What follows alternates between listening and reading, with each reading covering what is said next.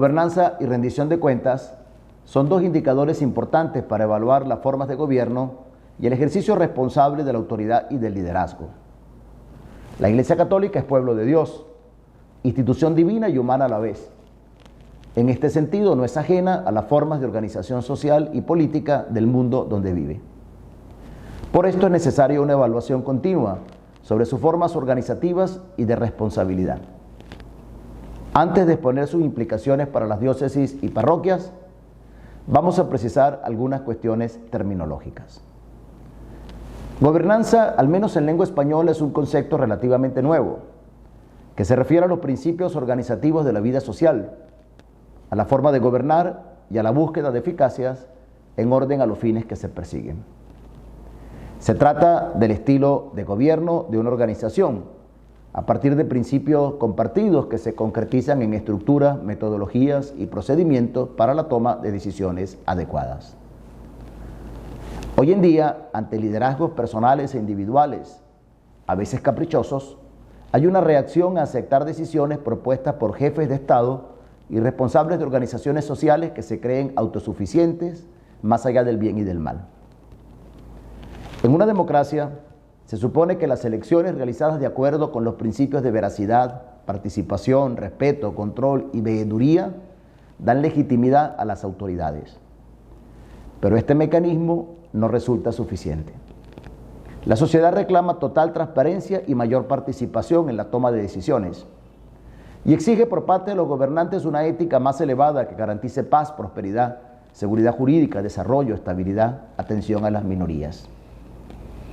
Dado que vivimos en una sociedad plural y más compleja, caracterizada por el relativismo posmoderno, donde ya no hay ideas claras y distintas, ni certezas suficientes, ni principios éticos compartidos por todos, es imperativo un discernimiento sobre lo que se debe elegir entre un menú de incontables posibilidades. La tarea de dirigir y gobernar cualquier institución se hace más difícil. No hay nadie, ni siquiera en ámbitos religiosos, dotados de un poder autosuficiente y autofundado, que pueda prescindir de los demás en la toma de decisiones. Es imposible que una persona pueda conocer el alcance de todo. Es necesaria una intersubjetividad del conocimiento y por tanto del gobierno para cualquier organización. Ya Edmundo Husserl, partiendo del solipsismo y queriendo encontrar una fundamentación objetiva en la mera subjetividad, ha visto el fracaso de cualquier intento de este tipo y concluyó que la intersubjetividad funda la subjetividad y la objetividad. Dicho en otras palabras, algo es objetivo cuando es intersubjetivo. Esto implica la muerte de cualquier absolutización ecológica que pretende dominar a los demás, prescindir de ellos, aislándose en una torre cerrada al estilo de una mónada o esfera inmanente de certeza. Todas estas visiones han inspirado ideologías políticas, donde el líder en su prepotencia se cree el superhombre, capaz de emprender proyectos de destrucción, de genocidios y ecocidios, de guerras absurdas que destruyen la humanidad. Sobran, tanto en la historia pasada como en la actual, los ejemplos de una voluntad de poder exacerbada. Una sociedad civil más educada y organizada pide y hasta exige espacios de participación en el gobierno de su comunidad.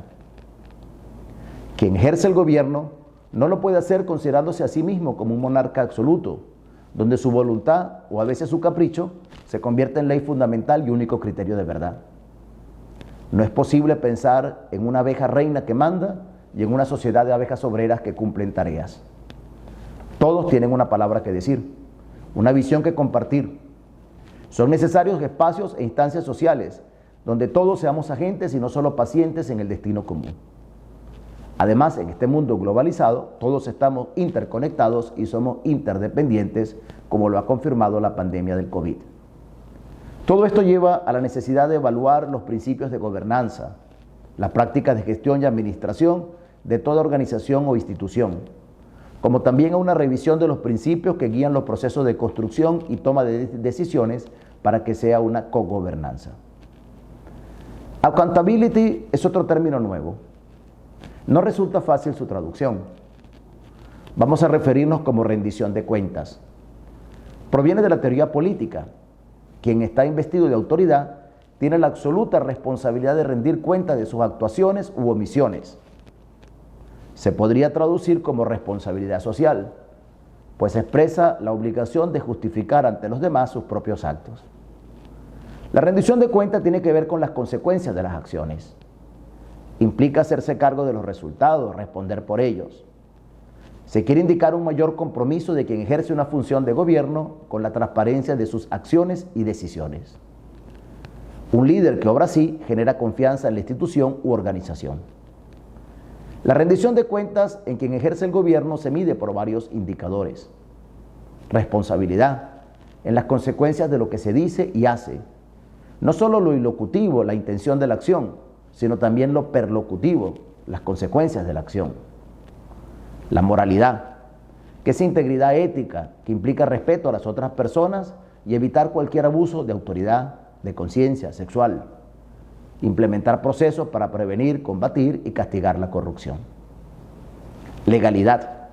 Las normas deben procurar el bien común, garantizando los derechos de los demás. La existencia de procedimientos legales claros, junto con un sistema de justicia transparente e imparcial, permite adjudicar responsabilidades precisas a los gobernantes. Transparencia en el uso y distribución de los recursos. La responsabilidad financiera. Hacer uso del dinero de acuerdo con lo proyectado en presupuestos programados y verificados. Trazabilidad. Un conjunto de procedimientos preestablecidos que permitan conocer el histórico, la ubicación y la trayectoria de un producto a lo largo de la cadena de acciones. El seguimiento, el control y la verificación. Toda acción debe ser capaz de una evaluación y de un control social. El seguimiento es posible por el registro de los pasos dados que dejan huellas o trazas durante el proceso. La Constitución Lumen Gentium, después de presentar a la Iglesia como misterio y pueblo de Dios, trata la constitución jerárquica de la Iglesia. Afirma que para apacentar el pueblo de Dios y acrecentarlo siempre, Cristo instituyó en su Iglesia diversos ministerios, ordenados al bien común de todo el cuerpo. Jesucristo edificó la Iglesia enviando a sus apóstoles y quiso que sus sucesores, los obispos, fueran los pastores en su Iglesia. Para llevar adelante la misión de la propagación del Evangelio, los apóstoles cuidaron de establecer sucesores en esta sociedad jerárquicamente organizada, como dice la Lumen Gentium. Ahora bien, ¿qué entiende el Vaticano II por jerarquía? Pues esta palabra ha sufrido un profundo cambio semántico. Hoy usamos la palabra como gradación de personas, valores o dignidades, en el sentido de un ordenamiento jurídico que impone la subordinación de personas, normas o elementos de grado inferior a las de rango superior. En este esquema, unas personas tienen mayor relevancia e injerencia sobre los inferiores, estableciendo distintas categorías o estratos sociales. Este, por supuesto, no es el significado atribuido por la Iglesia, que cuando habla de jerarquía se refiere a su significado original de orden sagrado. Y sagrado se refiere no a una cualidad subjetiva de los ministros, sino al misterio de Dios uno y trino que está al origen. La Trinidad es una comunión misionera, donde las tres personas son iguales, aunque tienen distintas funciones o roles en el teodrama de la economía de la salvación. La jerarquía en la Iglesia se refiere a la función que los ministros ordenados tienen en el servicio de la evangelización dentro del pueblo de Dios como pregoneros de la fe. Los obispos recibieron el ministerio de la comunidad con sus colaboradores, los presbíteros y diáconos, presidiendo en nombre de Dios la grey de la que son pastores como maestros de doctrina, sacerdotes del culto sagrado y ministros de gobierno. Es interesante destacar el orden del triple oficio: evangelizar, santificar y finalmente presidir la comunidad. Se evidencia aquí el primado de la evangelización en la Iglesia sobre la facultad de gobierno. Por tanto, la jerarquía no se refiere a honores y subordinación de personas, sino a un servicio de la evangelización, donde los ministros ordenados son centros de unidad en la fe y promotores de comunión. Como todo cuerpo social, la Iglesia requiere una organización y para ello hay obispos, sacerdotes y diáconos. Los pastores son, por tanto, ministros de Cristo, dispensadores de los misterios de Dios, testigos del Evangelio de la gracia de Dios. Su potestad sagrada está orientada a la edificación de la grey en la verdad y en la santidad. En virtud de esta potestad, los obispos tienen el derecho y ante Dios el deber de legislar sobre los fieles a él confiado, de juzgarlos y de regular todo lo que pertenece a la organización del culto y del apostolado, dice la Lumen Gentium 27. Y más adelante describe la forma de gobierno, caracterizada en la Iglesia por un estilo pastoral, de cuidado habitual, amabilidad y cercanía. Los pastores, como padres de familia, están invitados a seguir el ejemplo del buen pastor en continua actividad apostólica y misionera. El sínodo sobre la sinodalidad nos invita a la conversión de las actitudes que no son conformes al estilo de Jesús, sino más parecidas a las de príncipes y cortesanos, a supuestas dignidades y privilegios. Debemos evaluar las formas de organización de las diócesis y parroquias para discernir aquellas que se han dejado contaminar por el espíritu de mundanidad contrario al Evangelio y comprometernos en la conversión de mentalidades que nos permitan reformar las estructuras necesarias para la evangelización o crear otras nuevas. La Iglesia, pueblo de Dios, que camina en la historia y vive entre los hombres, asume formas de organización social, económica y política de su tiempo. En el Antiguo Testamento, el pueblo, gobernado por jueces, le pide a Samuel tener un rey como todas las naciones, pues estaban descontentos con su organización. Los hijos de Samuel no siguieron su camino, fueron atraídos por el lucro, aceptaron regalos y torcieron el derecho, dice el texto. La tentación de la corrupción está siempre presente para quien detenta el poder. Bien pronto el pueblo se dio cuenta que los reyes se apartaron del camino del Señor. Más allá del relato bíblico, lo cierto es que toda sociedad necesita una forma de gobierno que garantice su organización y funcionamiento. En el camino de la reforma eclesial es bueno hacer esta doble afirmación. La Iglesia no es una democracia, pero tampoco es una monarquía absoluta. Esto vale para la Iglesia universal, para las iglesias locales y para las parroquias, para el Papa, los obispos y los párrocos. La Iglesia no es inmune ni impermeable a las formas de organización social y política. En este sentido, asumió formas que reinaban en pueblos vecinos. La tentación de ver en el Papa un rey y en los obispos a señores feudales ha estado siempre presente. La misma conformación de la curia romana como una corte papal fue un signo de esta mentalidad, que en el lenguaje identificaba a los cardenales como príncipes de la Iglesia. El Papa Francisco habló de la enfermedad de la vanagloria, cuando la apariencia, el color de los atuendos y las insignias de honor se convierten en el objetivo principal de la vida. Y en una entrevista afirmó: Jesús quiere que los obispos no seamos príncipes, sino servidores. La Evangelii Gaudium advierte la necesidad de una impostergable renovación eclesial, desde una acción misionera capaz de transformarlo todo, para que toda estructura eclesial se convierta en un cauce adecuado para la evangelización del mundo actual, más que para la autopreservación.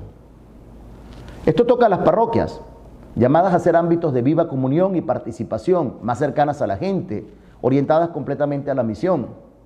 A cada iglesia local, porción de la Iglesia Católica, con rostro local, bajo la guía de un obispo, que también está llamada a la conversión misionera y por ello un proceso decidido de discernimiento, purificación y reforma, en orden a que el impulso misionero sea cada vez más intenso, generoso y fecundo. Toca también al gobierno de la Iglesia Universal, lo que Francisco llama una conversión del papado, para que el ministerio del obispo de Roma sea más fiel al sentido que Jesucristo quiso darle y a las necesidades actuales de la evangelización.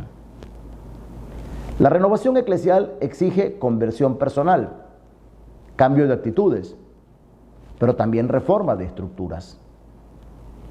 En su misión de fomentar una comunión dinámica, abierta y misionera, el obispo tendrá que alentar y procurar la maduración de los mecanismos de participación que propone el Código de Derecho Canónico y otras formas de diálogo pastoral. El objetivo de estos procesos participativos no será principalmente la organización eclesial, sino el sueño misionero de llegar a todos. El Papa Francisco se refiere y cita explícitamente el sínodo diocesano y los diferentes consejos diocesanos y parroquiales. En esta evaluación institucional, la Iglesia también puede llegar a reconocer costumbres propias, no directamente ligadas al núcleo del Evangelio, algunas muy arraigadas a lo largo de la historia, que hoy ya no son interpretadas de la misma manera y cuyo mensaje no suele ser percibido adecuadamente. No tengamos miedo de revisarlas, dice el Papa. Distintas teorías organizativas y corporativas se inspiran en la eclesiología del cuerpo que San Pablo propone. La Iglesia es cuerpo de Cristo. Esta imagen nos ayuda a comprender este profundo vínculo. La cabeza es Cristo y la Iglesia somos su cuerpo. Hay distintos órganos y miembros, pero un solo cuerpo. Como el cuerpo no puede sobrevivir separado de la cabeza, tampoco la iglesia separada de Cristo. La analogía con el cuerpo nos recuerda que la iglesia es una realidad viva, con salud y enfermedades. No es una asociación benéfica, cultural o política, sino que es un cuerpo vivo que camina y actúa en la historia. Este cuerpo tiene una cabeza, Jesús, que lo guía, lo alimenta y lo sostiene. Hay un segundo aspecto en la metáfora. Como los miembros del cuerpo humano, aunque diferentes y numerosos, forman un solo cuerpo, así en la iglesia hay una gran diversidad de tareas y funciones, de carismas y ministerios. No hay una monótona uniformidad, sino la riqueza de los dones que el Espíritu Santo otorga. El Papa en la Iglesia Universal, los obispos en las iglesias locales, los párrocos en las comunidades son instrumentos de unidad y de comunión, pero ninguno subsiste sin la iglesia. No hay ministro sin pueblo, no puede haber un obispo sin diócesis o un párroco sin comunidad. Una tarea urgente es la revisión de la organización eclesial. La iglesia no es una forma social que asume una comunión, sino lo contrario, una comunión que asume una forma social.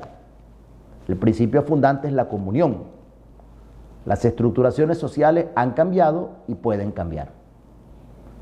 La iglesia nace de la misión de evangelizar. La misión constituye su identidad más profunda y su razón de ser. Para el cumplimiento de la misión, el Espíritu difunde una variedad de carismas que se ejercen desde diversas funciones y servicios. Dado que la misión pertenece a todo el cuerpo eclesial, la sinodalidad constituye la mejor expresión de la participación activa y real de todos los sujetos en la única misión. Como recordaba el Papa Francisco, según un principio muy estimado en la Iglesia del primer milenio, lo que a todos atañe debe ser tratado y aprobado por todos. El Espíritu Santo nos anima, nos confía muchos dones a la Iglesia y dentro de ella al Papa, a los obispos y a los párrocos. Es desde esta misión de la Iglesia que se debe comprender y realizar la vocación de todos los bautizados en la diversidad de carismas, ministerios y estados de vida.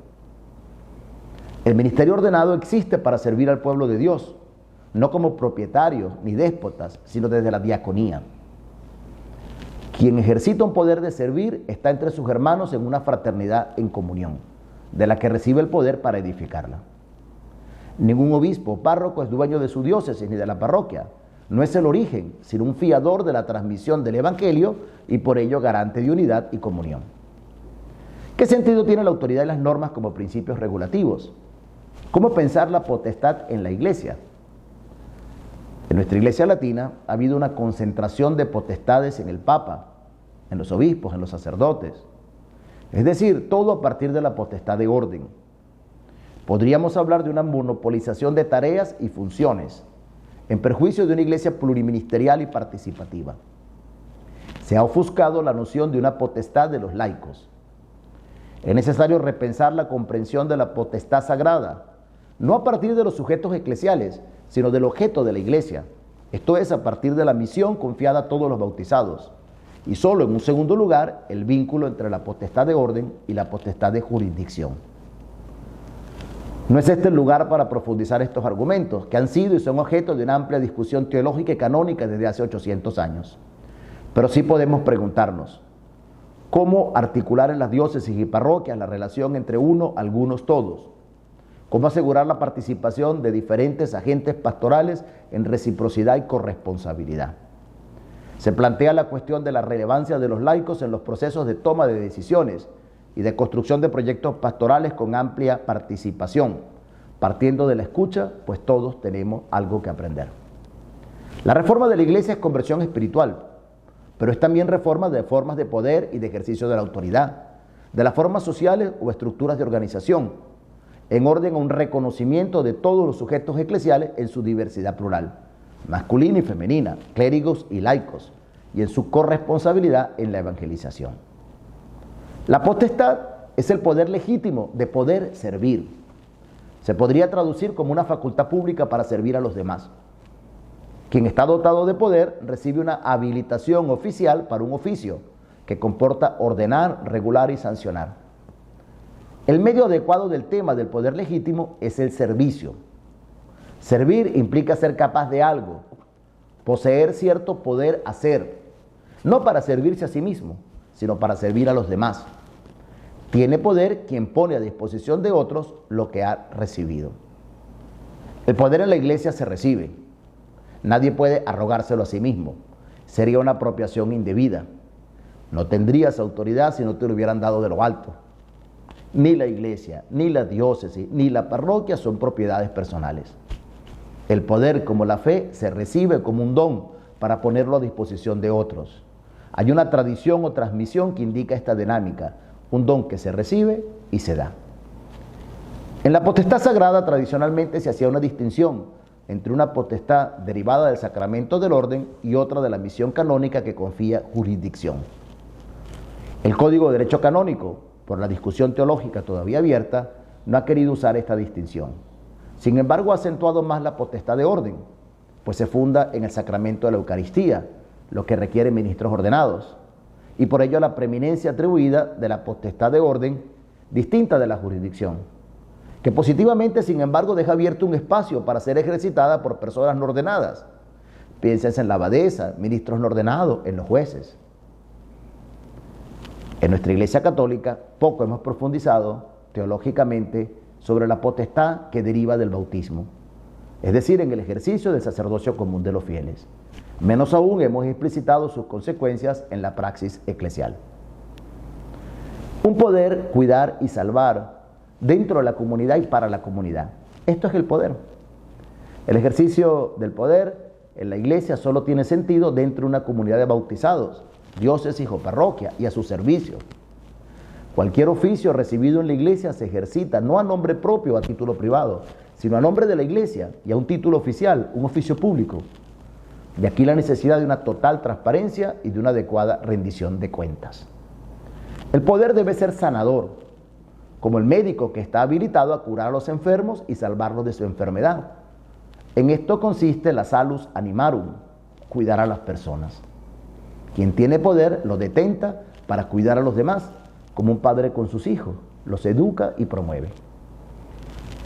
Para que la iglesia viva y cumpla su misión de servicio al evangelio, hace falta que algunos acepten servirla a través de diferentes ministerios. Esto comporta implicar a muchos fieles, sacerdotes, religiosos, laicos, animando a su participación en virtud de su bautismo y de sus propios carismas.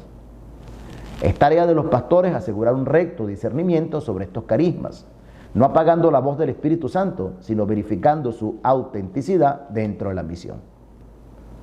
Un sano ejercicio del poder de parte del obispo y del párroco supone la conciencia de no ser el único ministro de la iglesia y que su poder no es absoluto, en el sentido de desligado de otras instancias y mediaciones eclesiales. Una de las funciones del poder de la iglesia debe ser la articulación de la pluralidad de instancias de comunión e iniciativas de misión. Ninguna autoridad en la iglesia puede desvincularse de Dios, quien es el autor de todas las autoridades. Jesús dice en el envío de la misión: se me ha dado toda autoridad, y por eso envía a sus discípulos. Hay una cadena de autoridades en la iglesia correlacionadas entre ellas: la escritura, la tradición, el magisterio, la fe que profesan los fieles, el testimonio de los santos, el sensus fidelium, los ministerios eclesiales derivados del bautismo y de la ordenación. Ninguna de estas autoridades puede desvincularse de las demás, como si fuera la única y absoluta. Se trata de una cadena remisora de múltiples interrelaciones, y de aquí proviene su necesaria articulación. De esto se deriva que ninguna persona a la que se le confía autoridad en la iglesia puede ignorar ni la escritura ni las otras mediaciones de la autoridad de Dios. De igual forma, nadie puede monopolizar o concentrar en sí los dones del Espíritu Santo. Todos, el Papa, el Obispo, el Párroco, estamos dentro del pueblo de Dios, ni por encima ni fuera del cuerpo eclesial. El sínodo sobre la sinodalidad nos invita a repensar la eclesiología desde una mayor corresponsabilidad de todos en el ejercicio de la autoridad confiada a algunos. Esto nos puede ayudar a superar los residuos de una mentalidad de monopolio, de funciones, detentados por algunas personas autorreferenciales que se creen mandarines o príncipes. Nadie es ministro solo, ni puede ejercitar un ministerio en forma aislada. La iglesia es comunión, Esto significa que es comunidad-pueblo, que necesita reunirse en diversas instancias para evaluar su capacidad de llevar adelante la misión confiada en un lugar y en un tiempo determinado. Solo así se puede superar el dualismo de una iglesia dividida entre maestros y discípulos, entre clérigos y laicos, entre miembros activos y miembros pasivos, entre administradores y administrados. Promover la variedad de oficios y cargos. La palabra cargo no se usa aquí para referirse a una burocracia, sino para significar un hacerse cargo de los demás, cuidarlos y servirlos, confirmar a los hermanos, que requiere la solicitud pastoral por otras personas, el cuidado pastoral, o simplemente, como llamamos, la pastoral. Cada bautizado en virtud de su bautismo está llamado a un compromiso en su comunidad y puede participar como agente pastoral. Se impone la necesidad de instituir diversos ministerios con estabilidad y misión canónica, sinergia y trabajo en equipo. Pensar en los laicos como corresponsables de la misión y la pastoral nos lleva a la necesidad de establecer el consejo pastoral en sus diversas instancias, diocesano, parroquial, zonal o arciprestal, como el senado de las diócesis y de la parroquia. El actual Código de Derecho Canónico deja su institución al juicio de oportunidad del obispo diocesano, mientras establece la obligatoriedad del Consejo Presbiteral y del Consejo de Asuntos Económicos. Más aún, al Consejo Presbiteral se le describe como el senado del obispo, con la función de ayudarlo en el gobierno de la diócesis. Se trata de un residuo del clericalismo. ¿Por qué el Consejo de los Presbíteros debe ser el máximo organismo de autoridad para aconsejar al obispo? ¿Dónde quedan los laicos y los religiosos? Puesto que la misión eclesial y el cuidado pastoral competen a todos, esta función debe ser asignada al Consejo Diocesano de Pastoral, con la representación de todo el pueblo de Dios. El derecho canónico debería establecer que no sea solo consultivo, sino atribuir en algunas cosas un voto deliberativo, como la aprobación del plan diocesano de pastoral y de un directorio u ordenamiento jurídico diocesano, o la creación de nuevas parroquias. Lo mismo se podría decir de los consejos parroquiales de pastoral, que quedan en el código como una posibilidad de colaboración para el fomento de la actividad pastoral. Nótese que la palabra colaboración evoca una mentalidad reductiva, pues son auténticamente corresponsables. Aunque se va abriendo paso en la Iglesia, todavía estos consejos parroquiales no son lo suficientemente valorados ni están implementados. Los actuales consejos de asuntos económicos son en la mayoría de los casos nominales. Mucho se lograría si se cumple el mínimo exigido por el derecho canónico, especialmente en la rendición de cuentas. En varios lugares se han implementado consejos de zona pastoral, decanatos o arciprestazgos. Obedecen a la necesidad de una mayor participación de los laicos en la pastoral compartida de parroquias cercanas. El Código de Derecho Canónico piensa el arciprestazgo en función de los sacerdotes. De hecho, el arcipreste es el cura principal. Y no piensa el arciprestazgo más bien como una zona pastoral donde es posible la colaboración de todas las personas, incluidos los laicos y las pastorales, en la misión común. Otro tema es cómo los diferentes consejos se implican en procesos de construcción de decisiones, para que quien deba tomar las decisiones esté avalado por un camino sinodal y en sinergia de múltiples actores que le permitan llegar a una mayor pertinencia y objetividad. En el campo de la gobernanza, en la Iglesia hay dos instancias fundamentales, junto a los consejos de pastoral: el plan pastoral y las asambleas diocesanas y parroquiales. Toda diócesis debe elaborar un plan pastoral donde quede plasmado el camino sinodal de la iglesia local, su programa pastoral y misionero, sus formas de organización, los objetivos a lograr desde una pastoral de conjunto que articule todos los ambientes pastorales y comprometa a los sujetos eclesiales. Se trata del mejor esfuerzo sinodal, aunar esfuerzos y criterios para llevar adelante la evangelización en la diócesis, superando los atomismos parroquiales que tanto daño hacen. Este plan debe ser elaborado a partir de una escucha paciente de las comunidades y parroquias. Debe ser susceptible de evaluaciones periódicas que permitan implementar correctivos e incluir nuevas propuestas.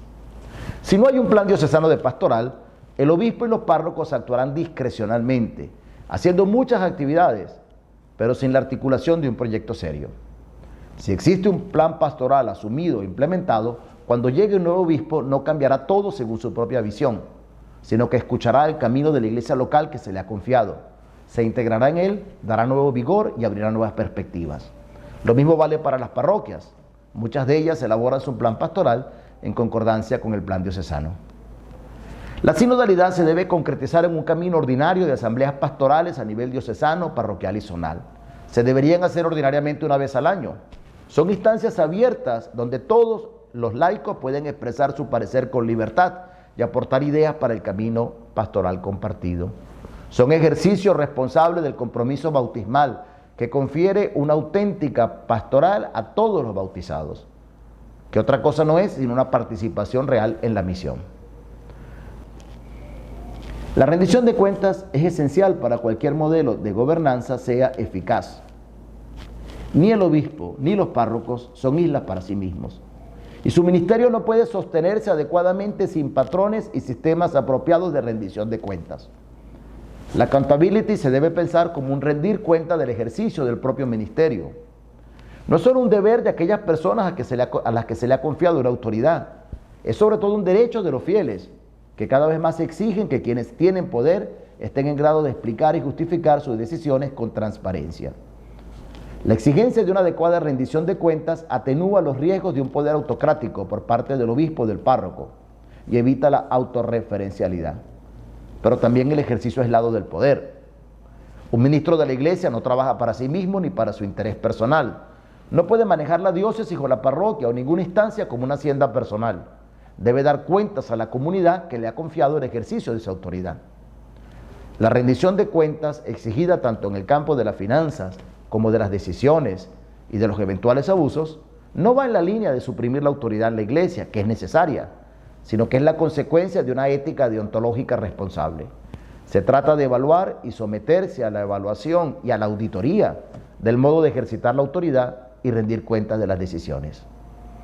La rendición de cuentas se extiende también a lo pastoral.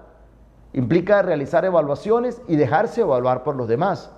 No solo que el obispo o el párroco evalúen a los agentes de pastoral, sino que estos evalúen la gestión del obispo y del párroco. La evaluación permite no solo hacer correctivos al plan pastoral, sino también actitudes personales que no ayudan a la diócesis o a la parroquia. Esto implica mucha humildad y capacidad para aprender y pedir perdón. La actual legislación canónica prevé la posibilidad de revocar a un obispo o a un párroco, pero esto solo se hace en casos extremos. La evaluación debería ser una praxis ordinaria. Si un obispo no está ayudando a la diócesis, no debería seguir al frente de ella. Y lo mismo un párroco en su parroquia. Debemos implementar procesos sinodales de evaluación que permitan confirmar o no el oficio de la autoridad para bien del pueblo de Dios. No nos olvidemos que si el poder corrompe, el poder absoluto corrompe absolutamente. Todo poder debe ser sanado, y no solo con confesiones sacramentales individuales, sino con mecanismos institucionales para corregir lo torcido y sanar las heridas. Cogobernanza y rendición de cuentas son un campo abierto para la reflexión y la conversión eclesial. Que este sínodo nos ayude a profundizar las implicaciones de estos temas para las diócesis y parroquias. La credibilidad de la Iglesia se basa en la fidelidad a su identidad, el servicio a una comunión misionera o a una misión en comunión, lo que nos exige el fortalecimiento de las sinergias y la transparencia en el ejercicio de todos los ministerios. Muchas gracias.